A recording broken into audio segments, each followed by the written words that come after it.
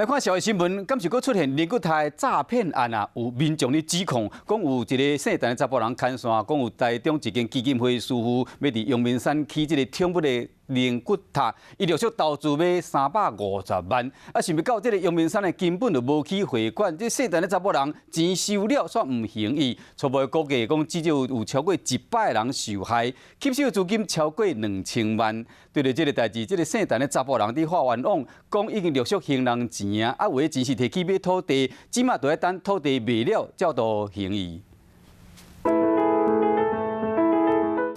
讲有好山、好景、好宠物有一个骨口的所在，验过这个宠物会馆拢是假。位在台北市至善路3段的这一处山坡地呢，原本是要建立阳明山的宠物会馆，但是呢，有投资人钱投了进去，现在却是血本无归。本来拍算要去宠物纪念会馆，想要到去东半，因为违建被拆，民众咧投诉，投资几百万，煞准咧乌有去。预售吸金，这是保证获利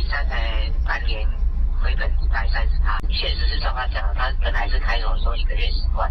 我跟他讲，我说帮他们调这笔钱，我每个月付出的代价就不止10万。实际来遮看，根本就无见本。一个问附近的厝边才知影讲，因为是违建早就拆了去啊。因为这边是国家公园啊，都任何的那个建筑都不行，就是因为这样被拆的。误会了，目前没有纠纷啊，这个钱啊，就如数啊，包括补贴的啊、研制的费用啊，退给这些预购的客户。投诉人认讲，地点伫阳明山，根本无可能起会馆，怀疑根本就无送件。即马陆续投资的350万，对方一直找理由，一直拖。当时相信讲基金会牵线，想要到即马钱煞摕袂转来，双方一人是讲一款，要讨回这个钱，恐惊就要行法院。